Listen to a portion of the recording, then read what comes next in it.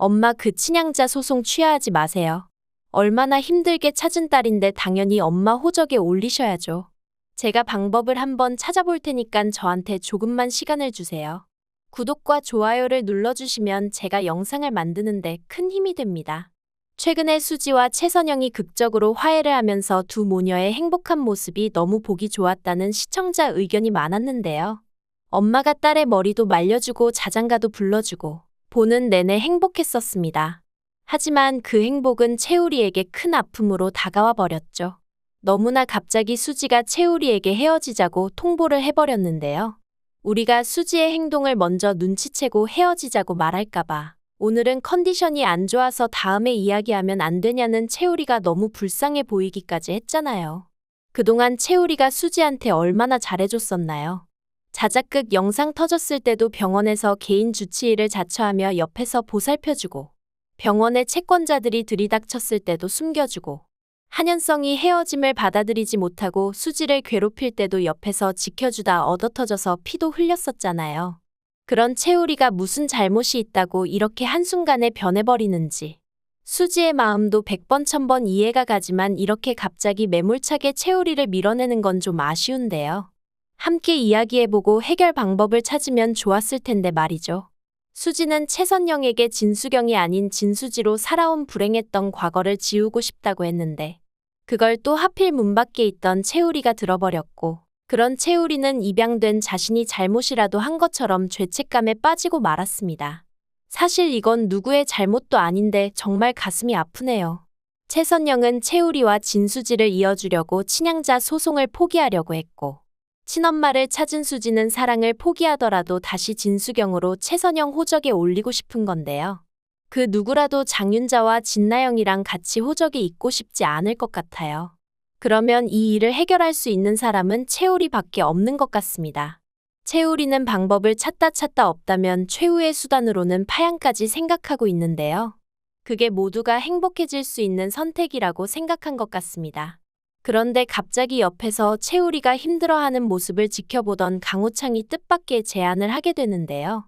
우리야 저번에 내가 선영씨 친양자 소송 도와줄 때 들은 얘긴데 알고 있는 정보가 정확하지 않거나 이름조차 기억을 못해서 소송도 하기 힘들 때는 지푸라기라도 잡고 싶은 심정으로 유전자를 등록해 놓는다고 하더라고. 너도 혹시 그걸 해놓으면 어떨까? 어머님은 위암으로 돌아가셨지만 혹시나 너의 친척들도 있을 수 있으니 한번 해보자 우리야. 물론 찾을 확률은 좀 떨어지지만 TV 같은 데 보면 종종 찾는 사례들도 있다고 하더라고. 힘든 일도 아닌데 내일 당장 경찰서 가서 등록해보자. 뭐라도 할 수 있는 건 다 해봐야지. 마당집에서 은근히 해결사 역할을 톡톡히 하고 있는 강호창이 이번에도 좋은 결과를 낼 수 있을지 궁금해지는데요. 그렇게 채우리는 삼촌의 말대로 경찰서를 찾아 유전자 등록을 진행하게 될 것 같습니다. 등록하는 거야 정말 어려운 일은 아니지만 찾고 있는 상대방도 유전자 등록을 해야 찾을 수 있는 건데 만약 상대방이 등록하지 않았다면 사실 언제까지 기다릴지 아무도 모르는 일이죠. 하지만 머지않아 채우리는 한 통의 전화를 받게 되는데요. 안녕하세요. 여기는 실종자가족지원센터인데요. 혹시 채우리 선생님이신가요? 다름이 아니라 그날 유전자 등록을 하시고 동일한 데이터를 찾아봤는데 일치하는 어머님의 유전자가 등록이 되어 있어서 연락드렸습니다.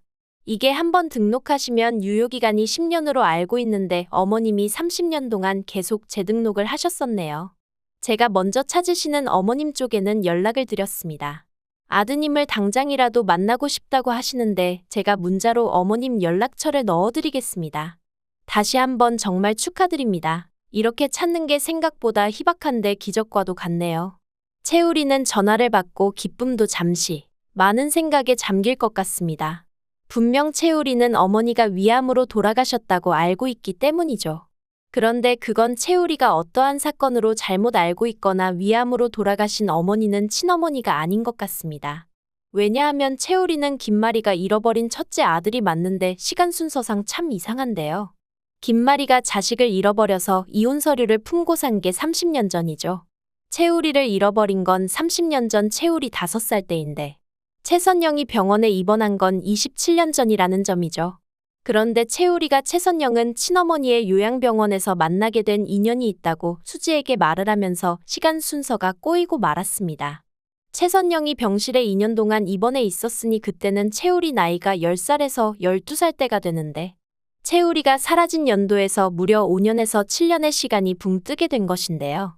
이게 드라마의 오게티인지 아니면 채우리가 기억을 잘못하고 있는 건지는 나중에 밝혀질 것 같네요. 그래도 어쨌든 이 소식은 채우리에게 참 반가운 소식이 아닐 수 없습니다. 기쁜 마음으로 최선영과 강우창에게 달려가 사실을 알려야죠. 엄마, 삼촌, 저 부모님 찾은 것 같아요. 실종자 가족 지원센터에서 연락이 왔는데 저랑 동일한 유전자가 등록되어 있다네요. 근데 이상한 게 제 친척도 아니고 어머님이라고 하는데 정확한 건 만나봐야 알 수 있을 것 같아요. 오늘 연락드렸더니 당장 제가 있는 곳으로 오신다고 해서 주소 알려드렸어요. 곧 오실 것 같아요. 모두가 알다시피 채우리는 김마리의 첫째 아들 한현우인데요. 김마리는 아들에게 주소를 받고 분명 정확하게 찾아갔는데 정말 이상한 일이 벌어지고 말았습니다. 거기는 바로 마당집이기 때문인데요. 한진태가 집에서 밥을 안 먹고 자꾸 밖으로 돌길래 미행했다가 한번 와본 곳이었는데 내 아들이 여기에 살고 있다니 정말 기가 막힐 노릇이죠. 김마리는 사실 밖에서만 마당집을 훔쳐보기만 했지 들어가 본 적은 없었는데 이렇게 드디어 마당집에 들어가게 되네요. 마당집 문을 열자마자 채우리를 비롯한 모든 식구들이 마중 나와 있었습니다. 안녕하세요. 저는 제 아들 현우한테 전화 받고 현우를 만나러 왔습니다. 혹시 여기 현우라고 있나요? 채우리를 바로 앞에 두고도 김마리는 채우리를 알아보지 못했는데요.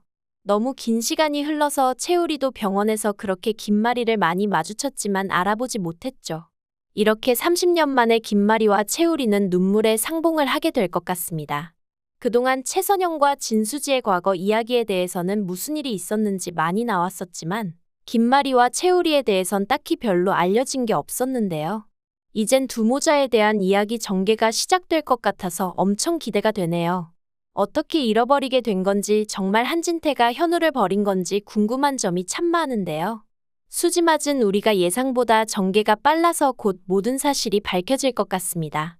한편 채두리와 진도영이 처음에는 채권자와 채무자로 만났지만 이제는 연인 사이로 발전한 것 같은데요.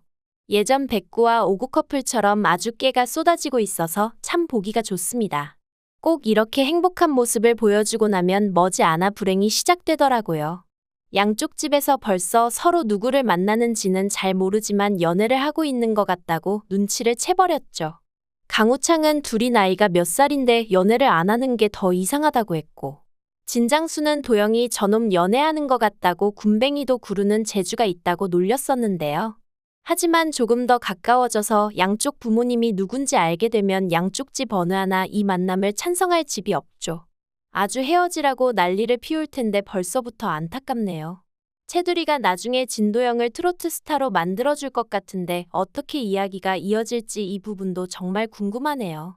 이제 중반부를 지나서 시청률 쭉쭉 상승하고 있는 수지맞은 우리. 더욱 더 흥미진진한 스토리를 기대해보면서 리뷰를 마치겠습니다. 구독과 좋아요를 눌러주시면 제가 영상을 만드는 데 큰 힘이 됩니다. 시청해주셔서 정말 감사합니다.